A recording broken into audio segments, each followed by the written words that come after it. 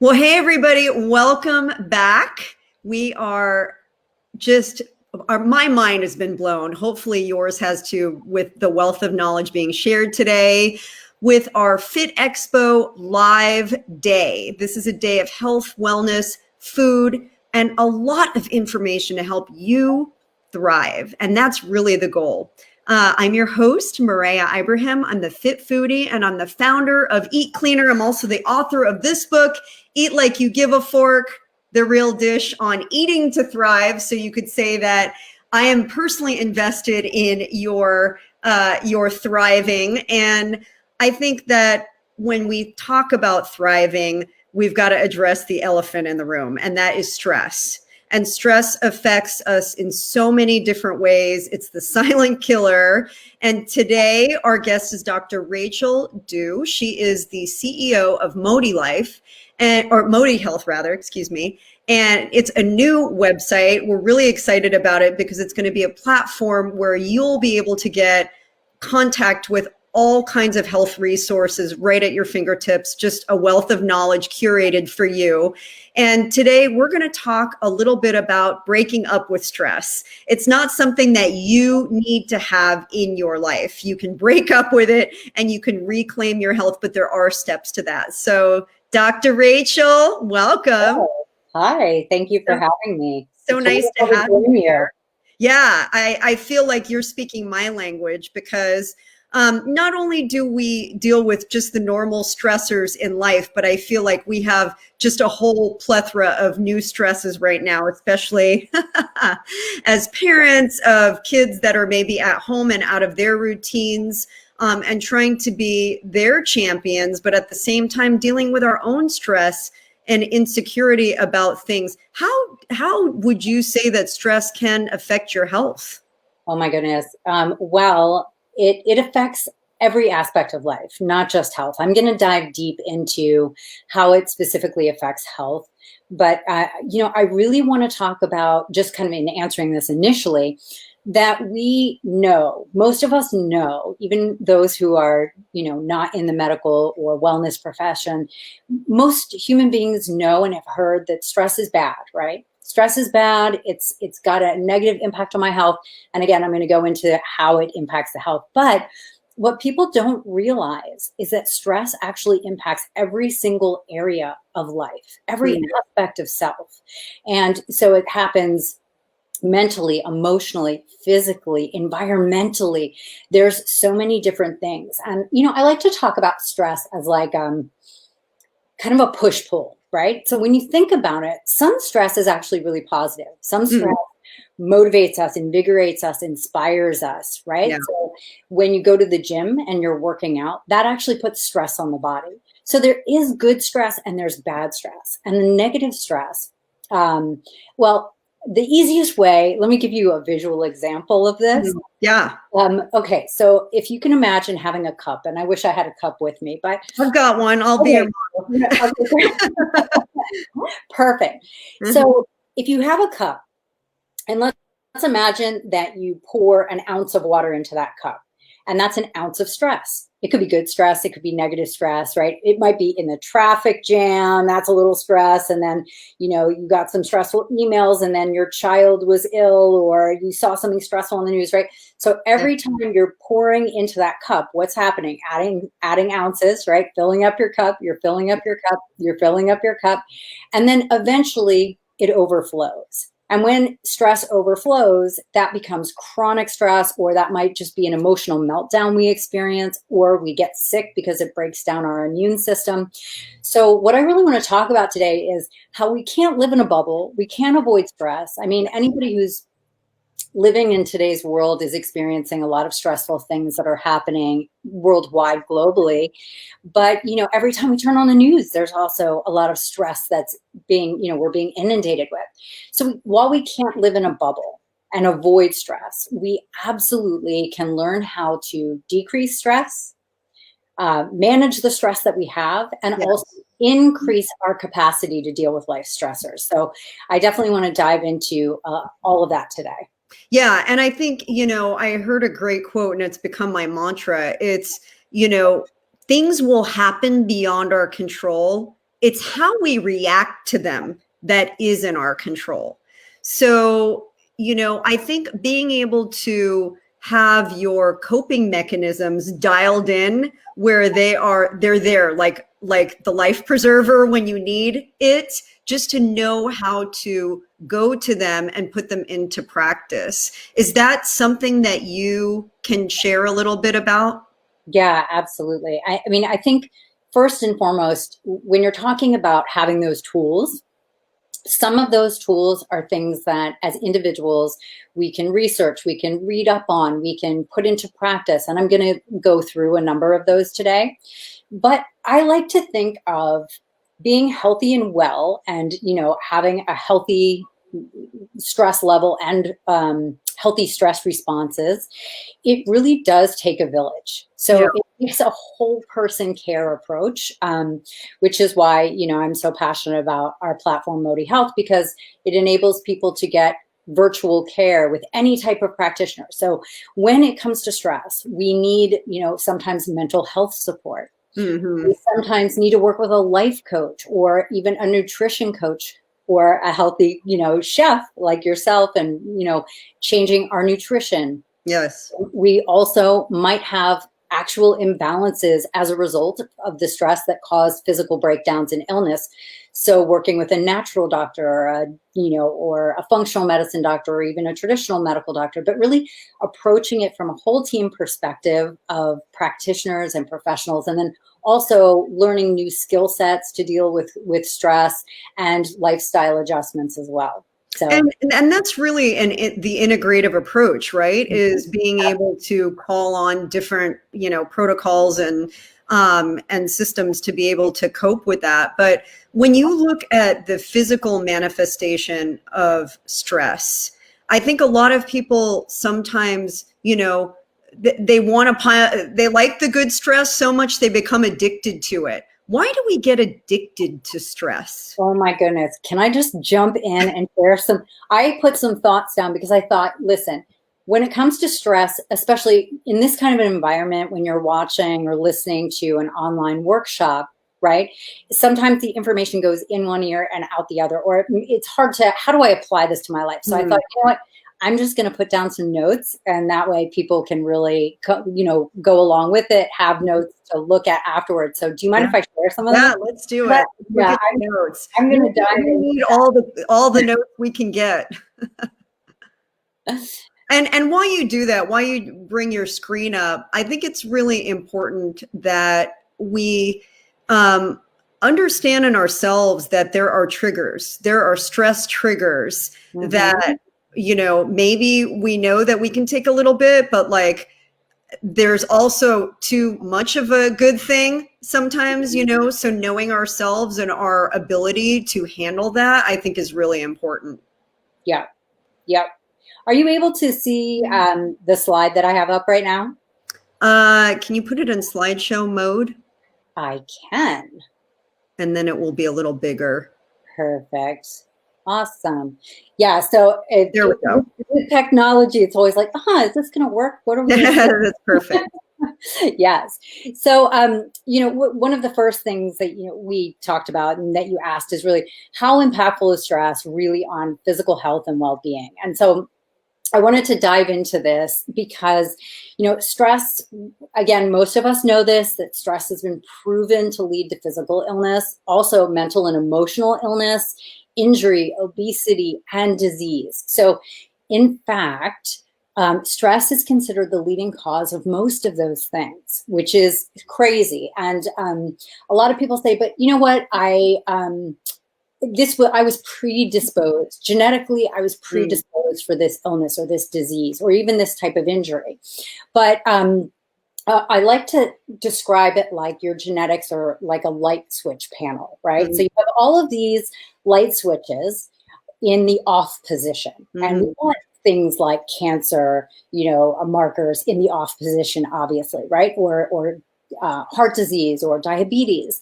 But what happens is that when we have chronic stress, it actually can flip those light switches into the on position. So stress really impacts our genetic predispositions, because you can be predisposed to get cancer and have, you know, an identical twin with the same exact predisposition, and one person manifests cancer and the other person doesn't. I think that is such a great analogy, because I think people think that because they have a predisposition for family history, it is inevitable. And that what you're saying is that's not necessarily true.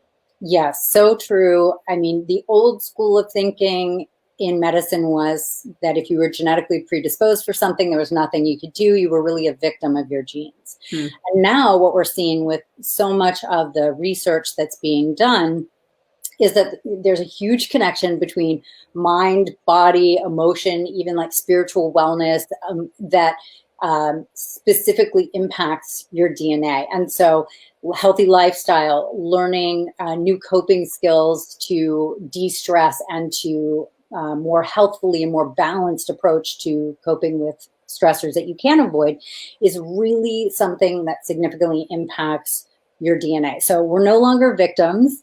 We need to take this empowered mindset and how we approach health, well-being, and what we create in the future, the kind of health and well-being we create for ourselves in the future. I love that. Yeah. So some of the research is pretty staggering. 94 to 98% of all illness and disease is caused or related to stress, which is... What percentage? Can you say that again? Yes, 94 to 98% of Wow. all illness, disease, including obesity, is significantly impacted by stress. So no matter what health concern someone is facing, if you decrease your stress and also increase your capacity to deal with stress, you're going to take so much pressure off of your system, and the body can begin to heal itself more easily. Because our bodies are really designed to heal. We're designed to heal the way that every cell in our body works. So if you get a cut, what happens? Normally, the blood starts to coagulate. It starts to heal naturally on its own.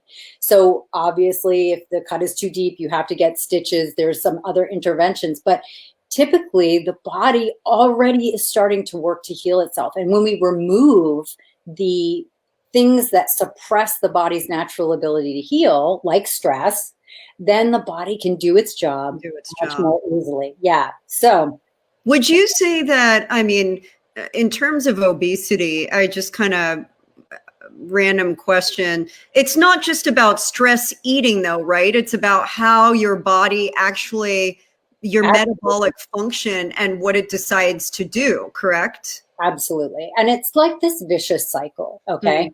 So, when you are stressed out, when you are under chronic stress, and that can be the case, and you may not even consciously be aware of it. I can't tell you how many patients I've seen over the years that say to me, I'm not stressed. I'm not stressed. They're consciously not aware of it. Yeah. But their body is in fight or flight constantly. They're physiologically chronically stressed, and they're breaking down their health as a result. So it's important to be proactive, and I'll talk more about that, but it's important to be proactive because you might not even be aware of the stressors that are impacting your health. Totally.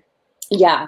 So did that answer the question, or do you want me to No, I think, you know, when you really look at that, you said up to 98% of the diseases. I mean, we are talking about something where if we can dial this in, and what you're teaching us right now about understanding and managing the stress, I'm just saying that's pretty revolutionary to think about.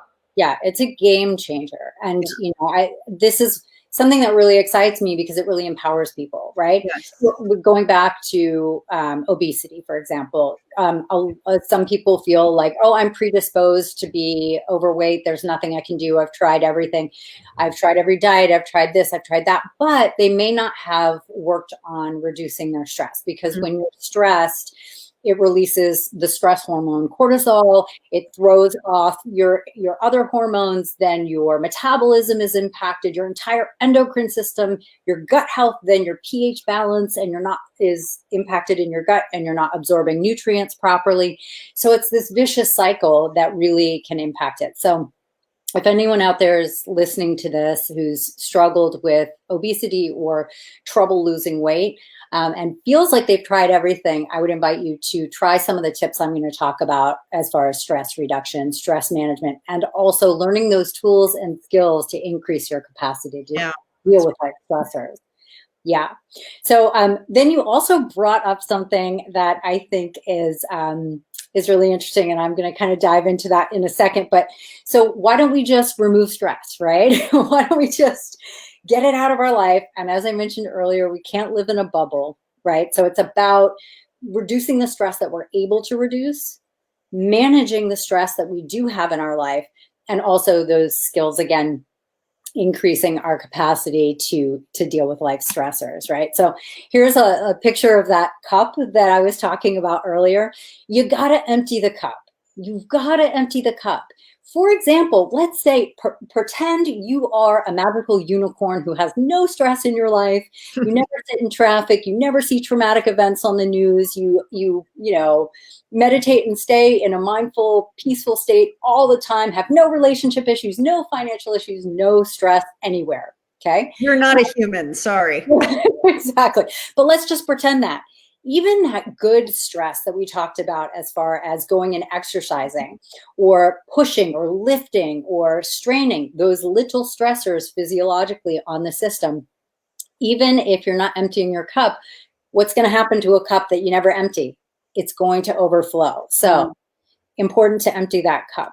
All right. So impact of stress. It impacts every aspect of us. It's not just the physical health, it's our health and well-being. Well-being is key. We hear a lot about wellness, but I like to use the word well-being because this encompasses peace of mind, happiness, joy, right? So well-being is the state of being well. Stress impacts our career. It totally and completely affects our ability to be productive, and to have clarity in our thoughts. It also hugely impacts, in a negative way, creativity. And you don't have to be an artist to need and to use creativity. We use creativity in problem solving, in communication, in every aspect of what we do. So stress radically negatively impacts clarity and creativity. Also, it impacts our mental and emotional health and well-being. You don't have to have a diagnosis of a mental illness or an anxiety disorder or depression or bipolar in order to be mentally or emotionally unwell.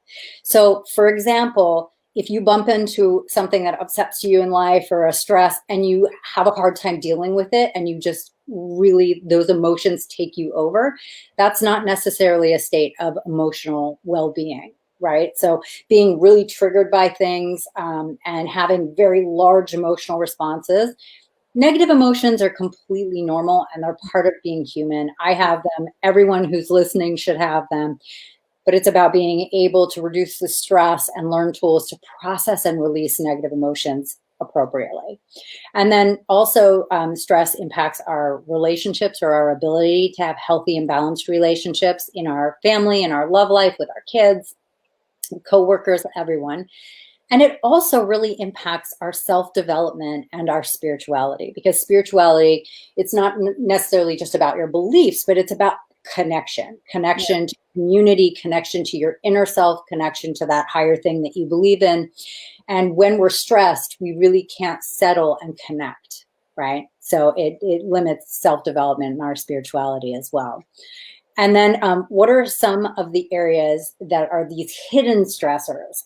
Because as I mentioned, a lot of people aren't even aware of the stressors that are impacting their health, right? So if you're listening to this and you're thinking, okay, well, I can think of these 3 things that are definitely stressful in my life right now. I mean, all of us listening are probably like, okay, the 2020 pandemic, all of the crazy political stuff, the news, okay, those are stressors, sure.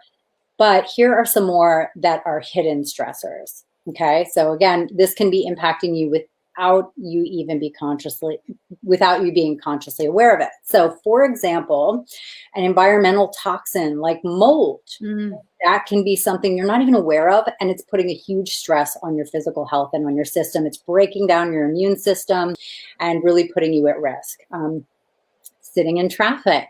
I know a lot of us are working from home more or spending less time in traffic, but sitting in traffic is actually an unconscious stressor. Boy, I think it's pretty conscious if you live in LA. If you live in LA, I'm always like, God bless the people who want to commute and do commute, because I can't do it. Like I drove 2.5 hours yesterday. I got home and I like passed out on the couch at 9 o'clock. It wears on me. And I think you're right. Like sometimes we don't even realize that need to be alert and on. Even social media is a stressor. Scrolling. That's what I'm going to talk about next. Yeah. 100%. So the next one is seeing upsetting events on the news, in media, social media. Listen, we have to take more ownership of what we're ingesting, not only in the foods and the thoughts that we're consciously putting into our bodies, but also the media that we ingest. Because did you know that if you and I were sitting there watching television or scrolling through social media, and we had our brain was all wired up and someone was scanning our brain waves and our brain response, did you know that if I see or you see an image that's traumatic or upsetting or disturbing, let's say it's a violent image, for example, did you know that the brain reacts when it sees it the same way it does when it happens to you? Okay, so you actually have the similar stress and survival response that automatically kicks in, and it's not even happening to you, but you're intaking that through your eyes, through your ears, through your senses. So everyone, a big part of de-stressing is being more intentional about the media that you ingest. Unfollow whatever feels toxic, right? Unfollow it. So this is really interesting, because I think when we look at our kids and we watch, they play a lot of video games nowadays. And when they're watching the games, I think they're way more impactful than we think they are, because they're watching these things and they may be simulated, but it still seems pretty darn real. Oh, absolutely. They've done a lot of research on that. So for anyone who has kids and they're wondering what's the impact, definitely Google this. There are a ton of research, statistics, and data that is out there on violent video game playing, as well as just long amounts of screen time for children's brain activity and brain development. So, and emotional development and social development. So yeah, definitely take a look at that. So then the other thing too, in addition to that, is, there's chemicals in our food. Those are putting stressors on the body. And then also unconscious negative beliefs or stuck trauma that we haven't processed and released. Guess what? It's not gone. It's still sitting there in the unconscious, causing you stress, breaking down your immune system. So, getting support around that or learning tools to process and release unconscious negative beliefs or stuck traumas is really critical, right? So, I want to address now, this is where I was like getting really excited when you asked, and I was like, oh, we'll get into it. Because you said, what about those people that seem to like feed into it? And I don't, this isn't a blame or shame game. Look, all of us are in the process of becoming the better version of ourselves, right? Every day we do the very best that we can. That's all that we can do. But part of that is identifying habits and patterns that each one of us have that might not serve us anymore. So this next one, when you hear about it, that's the lens I'd like you to hear this through, is not to punish yourself or feel bad, but if you can identify that you might be doing this, it probably doesn't serve you, and I invite you to take a look at it. So sometimes we create stress and chaos in our own lives, right? Or at the very least, we feed into it. So have you ever heard that saying, whatever you focus on magnifies? Yeah. Yeah. So there's two schools of thinking on this, right? So sometimes people hear that and they go, oh, I should just never think about anything negative then, right? Just never think about it. Oh, okay, I'm going to avoid it. That doesn't make it go away. That suppresses and buries it, which guess what? Causes you unconscious stress, right? So what we need to actually do is, on the flip side of that, is instead of like ignoring it, we need to process and release it. We need to get it up and out, right? We need to get that up and out. And we need to focus on it with an appropriate amount of attention, which means if you're sitting there all day long, letting something spin in your head and worry and worry and worry and worry, and you're paying attention, you're just focusing on it, you're magnifying it. This is usually never helpful. And so when you catch yourself doing that, that's a great time to pull out a tool that helps you process and release negative emotions. Even something like doing a couple, deep breathing exercises and getting up and changing your attention or focus. Go do something else, shift the focus. So I've been doing that with my daughter a lot lately. She is in her second year of college, all the stresses of college remotely. And I find that just getting her to breathe, I think when maybe you've done a yoga practice where you understand why intentional breathing is so important. But if you never have, boy, just taking a few deep breaths can really make a big difference between reacting and getting upset over something that really doesn't matter and just kind of letting it go away. Yeah, I mean, that sounds so simplistic. Like, how could that really be that helpful? It's so simple, right? But when we take a deep breath, we oxygenate the brain, which helps us that, and also just the deep breath, filling up the diaphragm and relaxing as we exhale. That simple thing actually begins to take us out of that fight or flight. We have a physiological response. The body begins to calm. Yes. So yes, it's really powerful. And then the other thing that's really helpful in this area is self-discovery, really looking within and assessing things honestly and asking yourself some powerful questions. Things like, where might I be adding to or creating stress in my life? What do I gain from doing this? And what do I get out of it? Because sometimes we might find that we have a habit or pattern of focusing on something and getting into a relationship with it and going around and around and around and around with this stressful thought so that we can avoid having to do something else, right? Mm-hmm. Maybe it's a procrastination tool. Maybe it's a way of paying attention. We feel like it's a way of paying attention to our needs, right? But it's not the most helpful way of doing it. Okay, so going inward for self-discovery will help you become more aware and proactive in addressing stress. Absolutely. So what are some ways that people can address stress reduction and stress management that they may not have heard of before? Okay, so just like you mentioned, taking a nice deep breath, people have heard of that, or doing a yoga class, or eating healthier, or getting more sleep. A lot of people have heard of these things, but I want to talk about ones that might not be as common because I'm hoping that'll be most helpful today.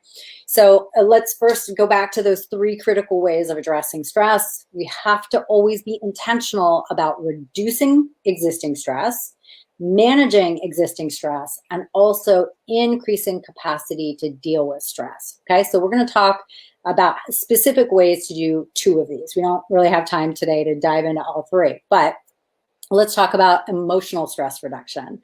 Okay, first and foremost, recognizing and honoring our emotions is a critical part of emotional stress reduction. Just like I said earlier, if you're just not facing that emotion or that fear, right, that's a negative emotion, fear, overwhelm, sadness, grief, trauma, whatever it is, if you're not dealing with it, it's not going away, it's getting suppressed, which is increasing our unconscious stress. It's impacting our health.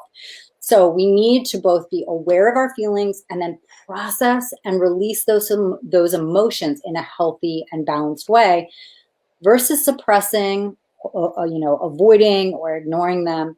And secondly, we need to take ownership of our emotional life. If we're experiencing, say, negative emotions and we're blaming others, That's not going to be helpful. We each have to find a healthy way to experience and express our emotions.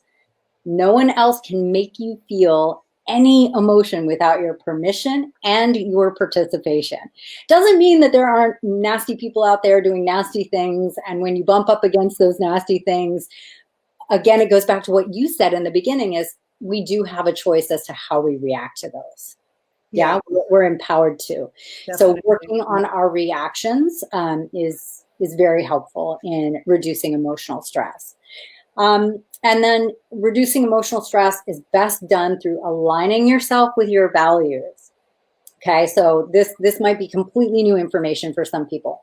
When a job, relationship, and all other aspects of your life are aligned with your values and your true self, versus all the beliefs and thoughts of like what should be, right? I should have been a doctor. I should have been this. I shouldn't have gotten divorced. I should get married. All these shoulds are not necessarily your personal values or your higher self. Like it might not be who you really are. And you spend your life building your life around all these things.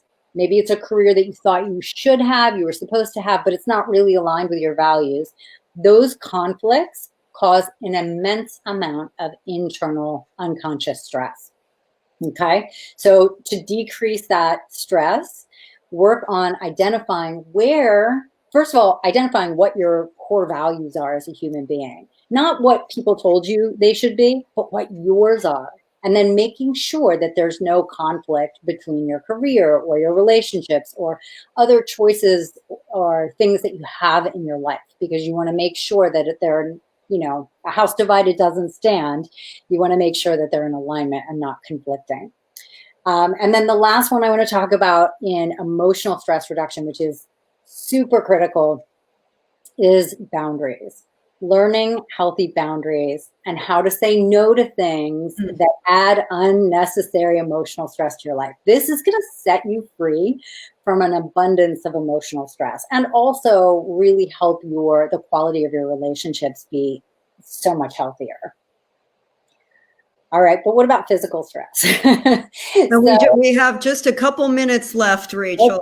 Okay, well then, you know what? I will share these with you. Let me actually just go in and give you a little overview, because I'll give you these slides that you can share with and people. we'll share them with everybody for sure. Well, we go through quite a few about reducing stress. I just want to hit one thing about increasing your capacity, okay? So here's some of the ways to increase your capacity to deal with stress and proactively manage the stress you already have. So self-care, healthy boundaries, let that crap go, stop holding on to resentments, learning the skills and tools to put on your big kid undies and deal with it instead of avoiding. And then also practicing preference versus attachment. It has to be this way. Let go of that. Practice preference, doing things like breathing exercises and meditation. And also, as I've mentioned a few other times, learning new tools to process and release negative emotions. So I'll stop on that. But I will share the whole presentation and you can share those tips, because I also go into some physical things like supplements and, other support tools as well. No, so valuable. And I want everybody watching I put up a link on in the chat area here to a survey, a free health survey that you have. And I think this would be really, really helpful for everybody to try. If you go to the link, it's modihealth.com/quiz. You can just click on that link and get your own personal assessment on your health and wellness, your mind, body, heart, and spirit, because they are all so integrally related. Something that could be nagging at you from years ago is making its way into your daily life. You don't even know it's there. So I think when we really dive into our own individual needs, that's where we find a lot of answers. But these are great overall suggestions, and I'm really excited about your new website and the service that you're offering, so people that take that quiz can get connected with you. Where's another place they can follow you? Well, with me personally, at Dr. Rachel Official. on Instagram. Rachel Official. Yeah, on Instagram or, all of the social media channels. And then on the ModiHealth platform, it's a telemedicine and telewellness platform. There's access to every type of practitioner in live virtual sessions. And then we also have a health streaming service and also pre-recorded programs like our stress management program. That's so fantastic. And what a great resource, especially right now when people are telehealthing a lot Yeah. and maybe having a hard time finding certain types of practitioners available. It looks like you have already done the work for them. So I think this is a fantastic resource. And I encourage everybody to check it out. Dr. Rachel, thank you for your wisdom. Thank you for being a wellness warrior and champion of health. Quick question. Yeah. So we were going to do a 30% discount for anybody who wanted to take our stress management course. Yes. Sometimes you need some support and you might not be able to afford meeting with a mental health practitioner. So we want to make sure that those types of people are supported and getting what they need. So we do have a 1-month stress management program. And so we're doing a 30% off with the code FITFOODIE. Oh, yay. And I think I shared that link with you. Yeah, I'm going to put it up right now. So it's 30% off with the link or with the code FITFOODIE. Yeah, for the next week and a half. Yeah. Okay, I'm going to grab that link and I'll insert it for everybody. Just maybe like while I put the link up, one last just word of wisdom that you can offer based on your own personal health journey or experience. Yes. Probably my favorite thing to say is remember that a health journey is not about self-punishment. It's not about all the things that are wrong with you or all the things that you should be doing. It's about identifying steps that you can move towards more optimal health and well-being, right? It should be gentle. It should be balanced. It should be loving. So wherever you are in your health and wellness journey, I just invite you to try to approach it with balance and self-acceptance and a loving manner. Thank you. And Trish and Tammy, thank you for your kind comments. Please, if you're watching this, throw a little love in the comments. Let us know that you watched it. Make sure to check out the free resource that Dr. Rachel has given us, and also to get 30% off the stress program. There's the link for you in the chat. Just use the code FITFOODIE. And just remember, stress is something that you don't often see it as a silent killer. So don't wait for it to rear its ugly head. Manage it daily with your food, with your wellness, your fitness, and avoiding the drama. Okay. I was just going to say, people become drama magnets lately. Just stay away from the drama. It doesn't serve you. It doesn't make you better. It doesn't help you in your life. We will have a new president, whether you like it or not. So, not to get wrapped up in all of the political stuff, but one way or another, we're going to have a new president and we will live on. So manage yourself and your well-being first. That's my 2 cents. Perfect. I love it. Yes. Thank you, Dr. Rachel. Yeah, my pleasure. Thanks for having me on. Have a wonderful rest of your Sunday. And everybody, don't go away. We have another fantastic, this is just like a day of star lineup speakers. We have Lisa Druxman. She is the founder and CEO of Fit for Mom, an amazing fitness platform for the mamas out there. Plus, she's just a world of knowledge. She's a great friend of mine. Make sure you stick around. She'll be on in just a few minutes, so don't go away.